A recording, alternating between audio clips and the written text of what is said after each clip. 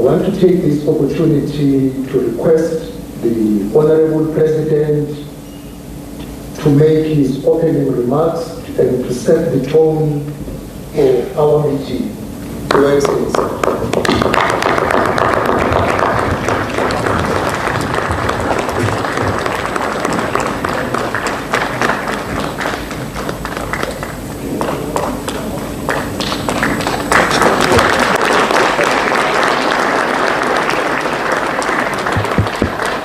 Thank you. Let's be seated, please.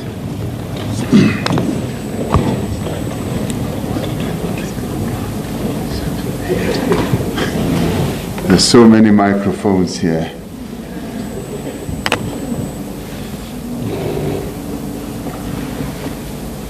Minister SABC, acting as our program director, the Premier of our province, Panyaza Lesufi, Executive Mayor of Johannesburg, Councillor Dada Morero, Ministers and Deputy Ministers here present, MMCs of our Johannesburg Metro Council, the Speaker of the Council, colleagues and various officials of our government, both national, provincial, and at the metro level. I want to thank you for attending this important meeting. I thank you because it is an important get-together, largely also because this is a pivotal year for our country as we become the first African country and you becoming the very first African city to host the G20.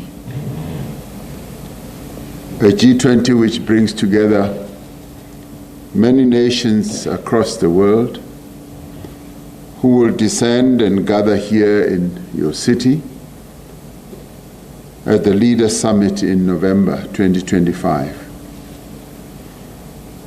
In an increasingly complex geopolitical environment, we have an important contribution to make to strengthen the multilateral system by the holding of the G20 here, and more importantly for advocating greater representation in the G20 processes and decisions, the views of the Global South. As Johannesburg will be the host of the G20, it is here in this city of gold that world leaders will gather to discuss issues of global importance. This positions Johannesburg in an important place. And that is why yesterday I even spoke about what legacy shall we have for Johannesburg beyond the G20, but not only for Johannesburg, but for the people of this precinct, Johannesburg, and this province.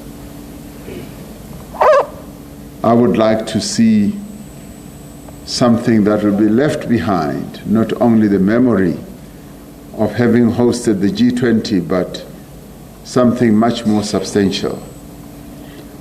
Not only rising in the morning to clean up the streets of where the G20 will be held, but how the streets of the places where our people live will be remaining cleaned up.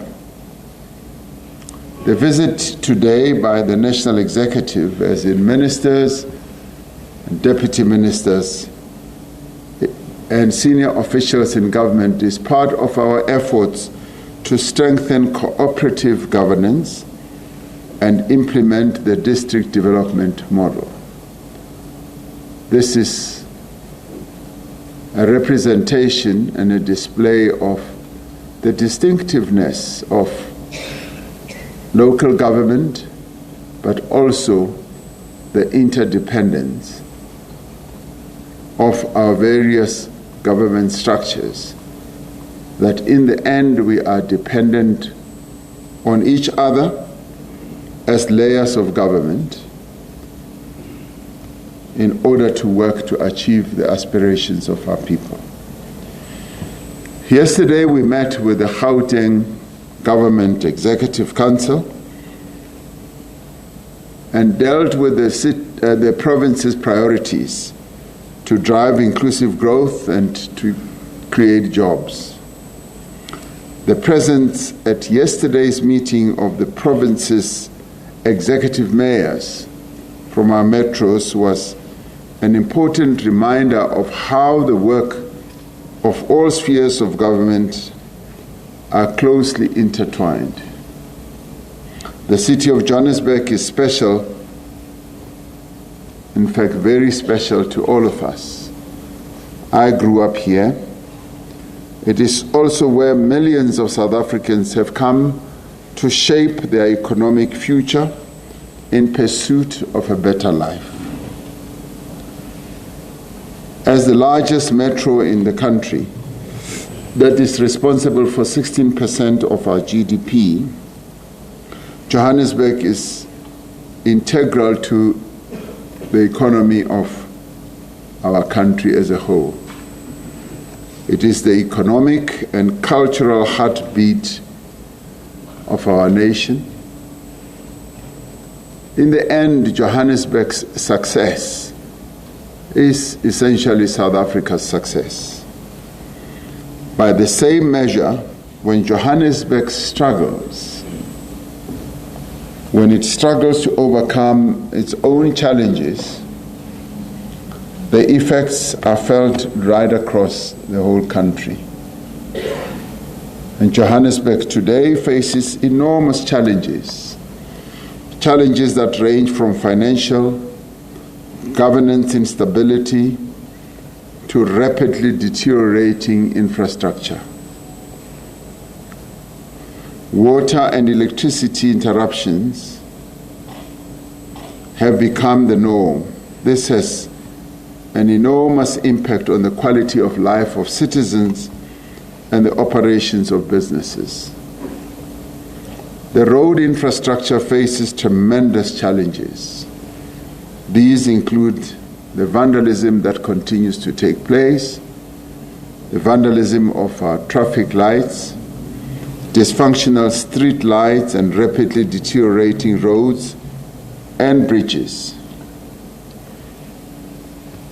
It was the other day when I was going to Chiawelo in Soweto, and I drove through the city and into the township, and it was like driving through a dark city. And I longed to see the beautiful contours of my city through street lights, but there were none.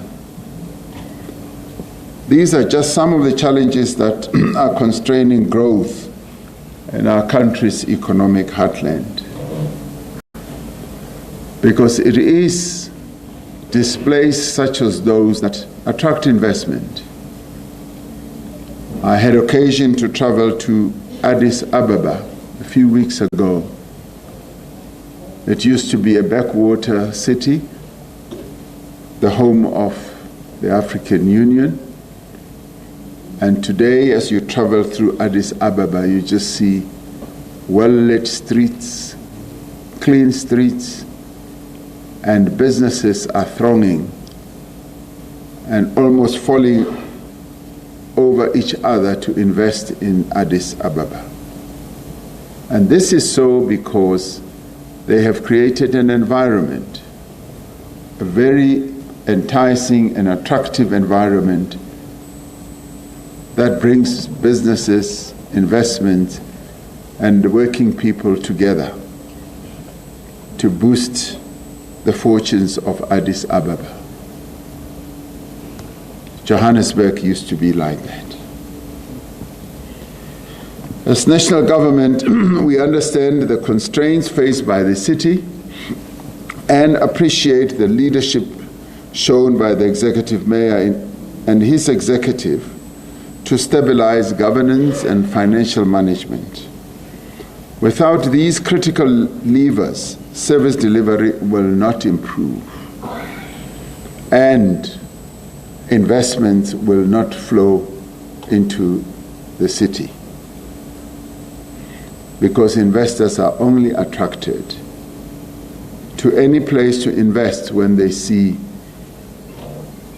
progress, when they see cleanliness, when they see a crime-free environment. They come in their thousands. Through Operation Vulindlela, government's economic reform program, there is increasing recognition of the need for local government reforms that enhance capacity, strengthen financial sustainability, and make it easier to invest in infrastructure. Many of the challenges that are currently faced by the city of Johannesburg are similar to those faced by other metros. So you are not an outlier. You are facing similar challenges that other metros are facing. And in the case of one metro that has faced the same challenges but is now turning around. A year ago, I established the Presidential eThekwini Working Group with the support of local stakeholders in the district development model style. This included business, it included civil society, it included provincial government, national government, as well as labor. Working with these stakeholders and the eThekwini Metropolitan Municipality, led by Cyril Ramaphosa, the mayor, we were able to unblock several challenges. Durban had declined as the tourist attraction center in our country, to a point where many tourists had just fled away from Durban. The sea line or the beaches were no longer places where people could go and entertain themselves and relax.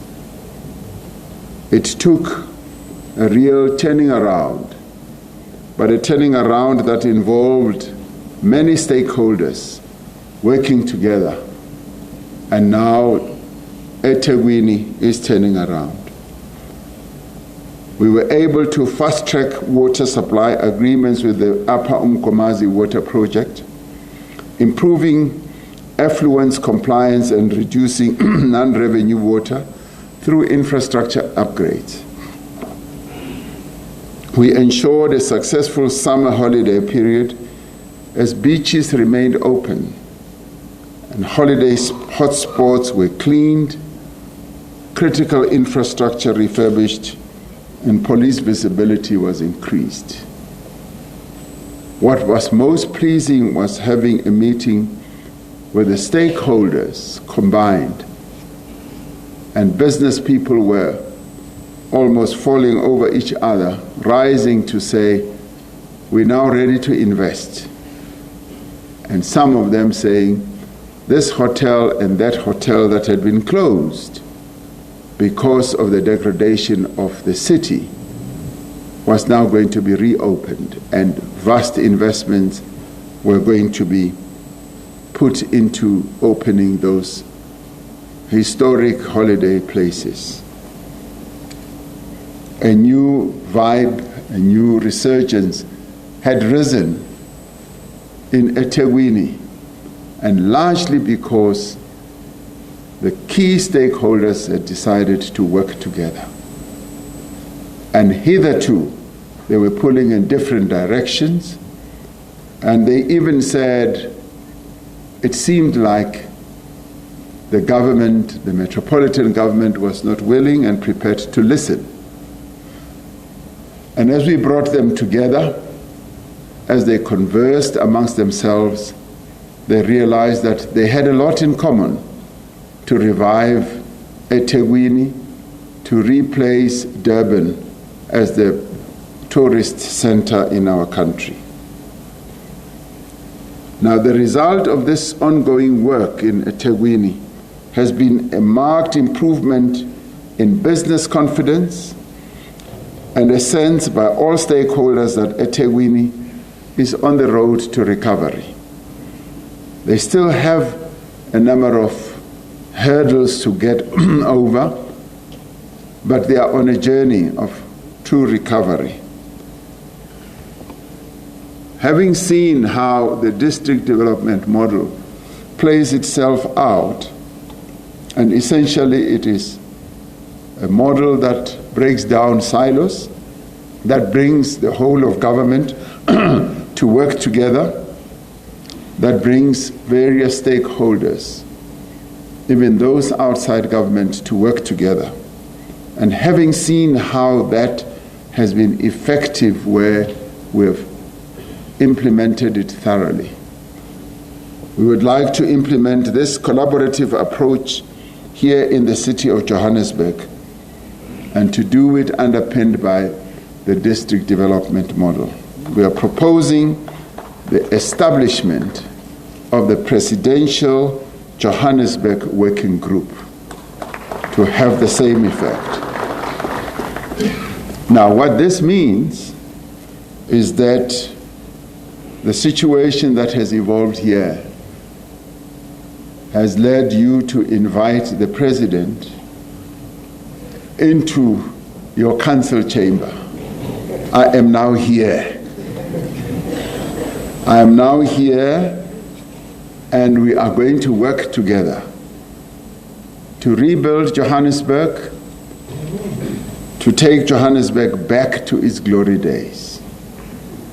But we are going to work together. Yes, you can applaud if you like this, because we are now going to do real effective work. Because this will bring together all levels of government and the expertise of our various stakeholders to accelerate service delivery, to stabilize your city's finances, as well as operations, and enable economic growth and job creation. Now, many moons ago, Kenny Kunene sought to see me, and he sent a message that the infrastructure of this city is just falling apart.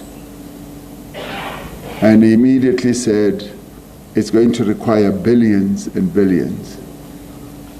And I started wondering, when last was Kenny Kunene able to calculate all those amounts of money?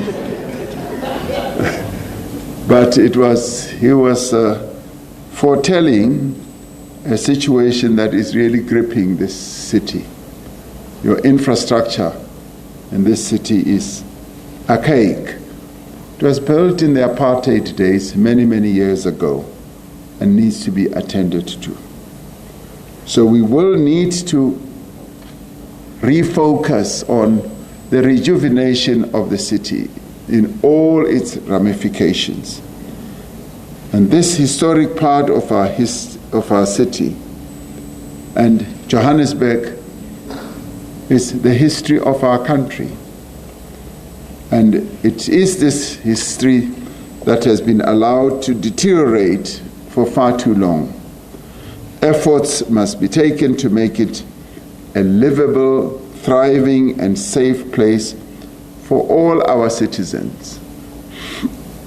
I did tell our mayor Dada Morero, and the Premier that one evening, traveling from Soweto, I wandered into the city late at night with my protectors, obviously.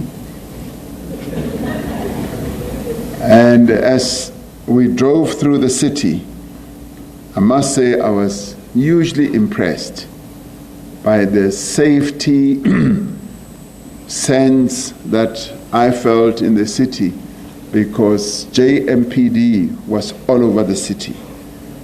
I stopped counting how many vehicles there were and how many officers there were in the various streets of the city. That was most impressive, and you can applaud yourself for inserting safety in the city. However, while you are at it, I found the city filthy. The city was not clean. There was rubbish all over the show. I got out of the car and even spoke to the police officers, and I said to them, this city looks torn. Ka Sesotho re re e tabogile. Ngaruvenda re re yo kheruwa e tabogile. And they agreed. And it then infused in me a view and a determination that we've got to do something to turn this city around, because it does not belong where it is and what it looks like. It is this that we must now do, work together to ensure that the inner city is well primed to be rejuvenated, and that we should make it attractive for new investment and jobs. And it is possible. We've got really good infrastructure in this city. Perhaps the best infrastructure that you've got on our continent. This is an old city. The infrastructure, yes, does need to be revived and rebooted. But I do believe that it is doable. I'd like to thank the Executive Mayor and his team for engaging openly and in a collaborative spirit with the Presidency on the need for a support mechanism that they have identified. As they say, they came and they have said, we need help. And it is through the Presidency, which coordinates the whole of government. And let it be known that it's not the Presidency alone. It is the whole of government, through our various departments, our ministers, who will give as much assistance as possible to this city to revive it and to take it back to where it belongs. It is in this spirit that we will make real strides to unlock Johannesburg's role as the engine of growth for South Africa's economy. And we will not be doing it because Johannesburg is the center or the host of the G20. No. The G20 is a sideshow.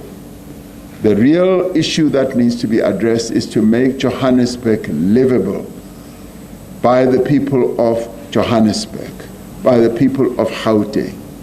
We are going to get involved in this whole effort, yes, to ensure that the citizens and the residents of this great city do get a better life, do get better services, that we improve service delivery, that we ensure that we take Johannesburg back to its investment attractive days.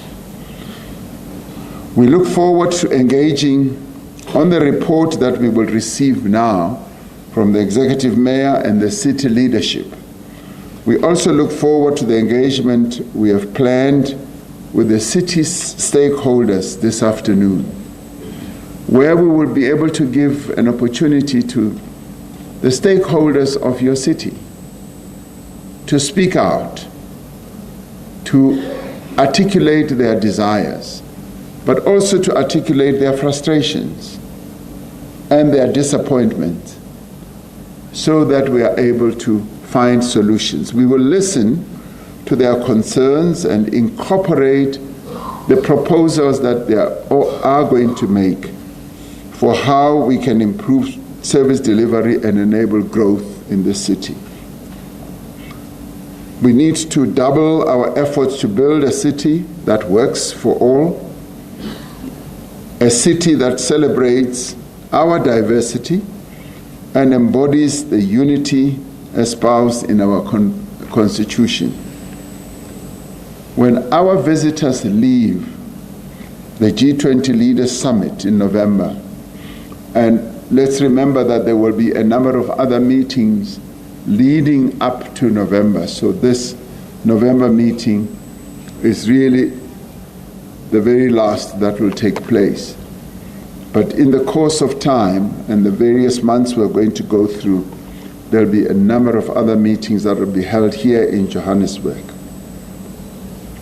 Minister of International Relations and I went to the Foreign Ministers Summit, which was held at Nasrec.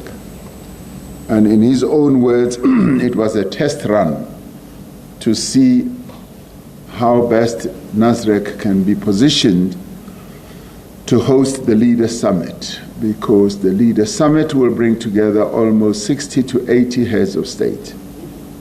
And we wanted to see whether it would be well geared for that. And I must say the first iteration for me was a disappointment in a number of ways. In the way it was set up, but also I phoned the mayor, executive mayor, at 11 o'clock at night when I returned and told him what I had seen. And he knows what I had seen. So as those visitors leave after the G20's Leader Summit, we need to leave an impression by what they would have seen and also what they would have experienced. But I'd like the experience that they would have had to be the experience that the people of Johannesburg have for the longest time after the summit. So as we prepare for the summit, we must never think that we are just preparing for those visitors. We are preparing for the people of Johannesburg on a long-term basis. So therefore, the effort to rebuild and reposition our city, much as it is going to be done for the G20, it is largely something that must be done for the people of Johannesburg as a whole. From now right through to November, we must be seeing changes. We must see street lights that are working so that people do not drive through darkness as they either go home or to other places, which I experienced the other day as I drove to Soweto. That must be something of the past. The light bulbs must work. In the streets, there must be cleanliness. I was commenting to some of the colleagues that I went to Addis Ababa, as I told you, and they told me that they had planted 10 billion trees to bring greenery and to bring life into Addis Ababa.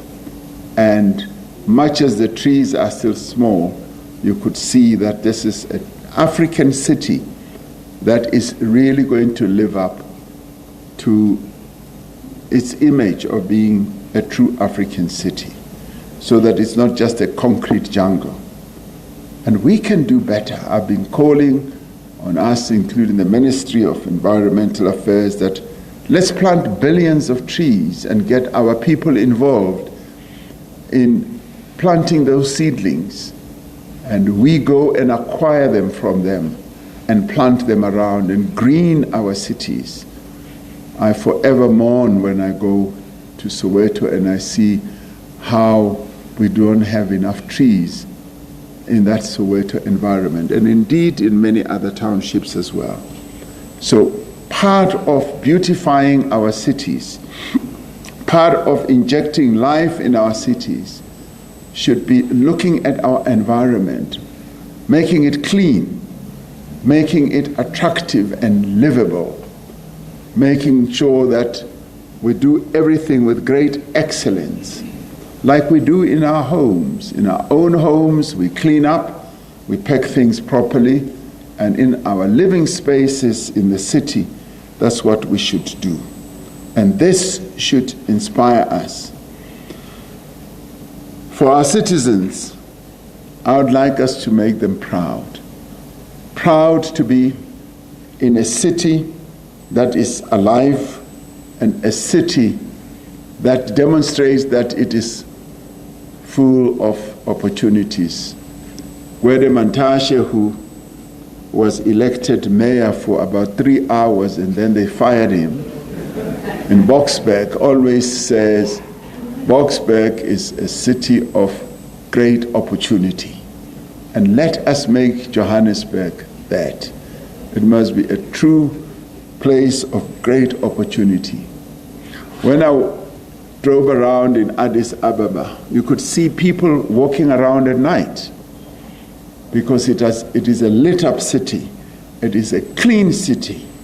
You could see they're walking around freely, lovers holding hands, and precisely the sight that many of you would like to see of lovers walking in the street, holding hands, loving each other, but loving the city as well.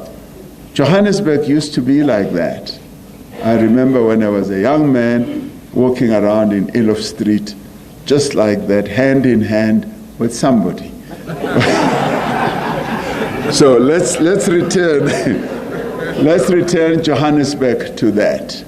This city is crying out. It's crying out for rejuvenation.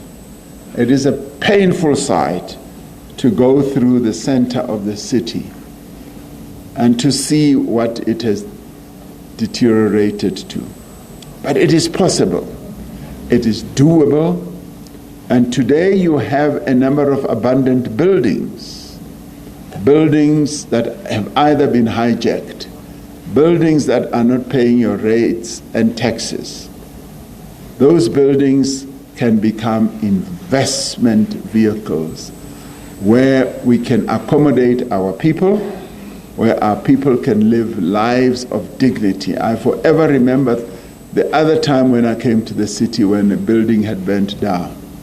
I got a sense that our people were really living in terrible conditions.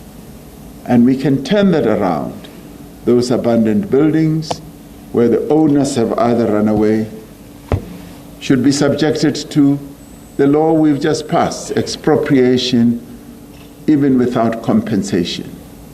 They should be turned into living accommodation.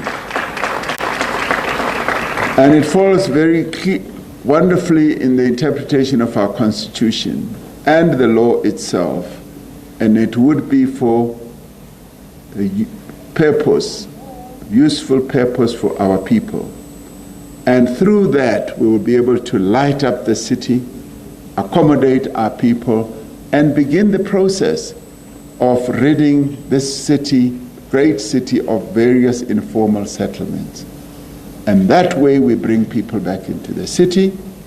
In many parts of the world, poorer people live in the city, but we want them to live in the city with dignity. We want them to live in wonderful abodes where they are able to have a sense that, yes, there is dignity, where they'll be able, yes, to pay affordable rental, where they'll be able to get good services, where the city will have water resources, good roads, good electricity, a good environment with a lot of greenery around, where we create a marvelous haven where people can come and live, play, and work. It is possible to do with Johannesburg. So I look forward to listening to how the mayor and the mayoral committee and all of you as councillors want to rebuild this city. For ourselves, from national government, we are prepared to work with you and to help you, and that is why I've decided that we are setting up a presidential Johannesburg working group, which will be similar to what we did in eThekwini, and eThekwini is being turned around. So turnaround time has arrived. We are now going to work and restore the glory of this city. Thank you very much.